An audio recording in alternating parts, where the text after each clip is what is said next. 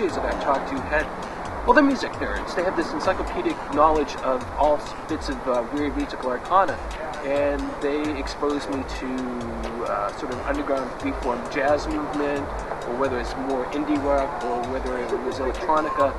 And then I moved out to San Diego and I got involved with pirate radio, which is by definition, it's underground music to begin with. And it's just always been part of my life. So I think that's really how I've been involved with electronic. What does it mean to you, underground music? That's really hard to define these days because it's mainstream and underground music is sort of blending together. Now, back when I was in my late teens, early 20s, there was a stark difference between underground music and mainstream music. Mainstream music was anything that was put on the major labels, and then all the independent music was, say, Discord Records, or maybe it was Wax Tracks.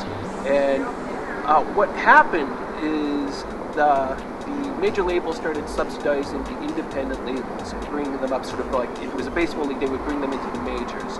And what happened really is that Nirvana got huge, and they were with Sub Pop. And all of a sudden, all these major labels got really interested in the underground labels and brought them into the fold. And that essentially is where it's been since then. You spoke earlier about having change in the kind of domestic sphere, and you're on the advisory board of the Grassroots Artist Movement. How did you get involved with this organization, and what do you hope to achieve with your involvement? Well, I mean, initially it wasn't like we thought that people who had a health plan with like Blue Cross and Blue Shield should get, fired from their job and join our health plan. I mean, that wasn't the point. It was the fact that we provided rudimentary health care to the artists and the producers and the DJs in the underground in New York City, and that this was done through an interesting system that we had set up.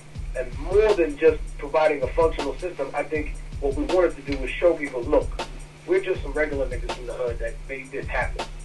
Like, how are you, as a multinational billion-dollar corporation that is the face of the music industry, incapable of giving your artists health care, able to provide them with benefits? They're the flagship artists, and yet they have none of that.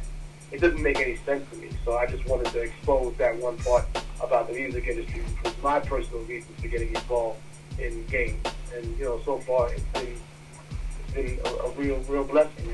There's been a lot of awareness that we've raised. We've run a lot of workshops for up and coming artists. There've been lots of people that have been educated to their rights as artists, gotten their publishing, retained their masters, and people that have had a chance to see a doctor for the first time in God knows how many years.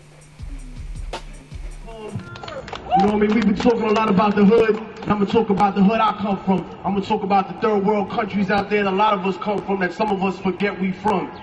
I'm from where the gold and diamonds are ripped from the earth, right next to the slave castles where the water is cursed, from where police brutality's not half as nice. It makes the hood in America look like paradise. I think a good reason for staying independent or keeping your strongholds with the independent music community is good because they'll always support you and they'll always be your listeners. Whereas in the commercial music scene, like, it's very temporary. So things change really quickly. So you can't really be successful in the commercial music community for very long.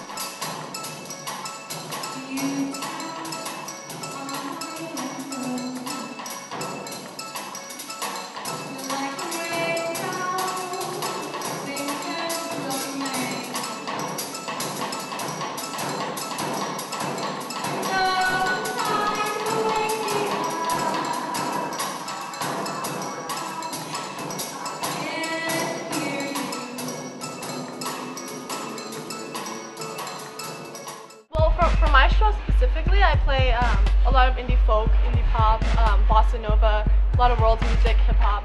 I try not to limit it because it's fun being diverse in what I play. Other people's shows, they are really free to play whatever they want as long as it's nothing you hear on MTV or see on TV or hear on mainstream radio. But people have a lot of underground hip hop shows. Some people play purely world music.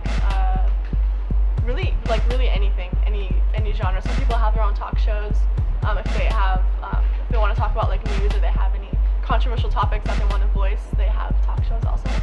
So there's really no limit in what you can play, as long as it's not mainstream.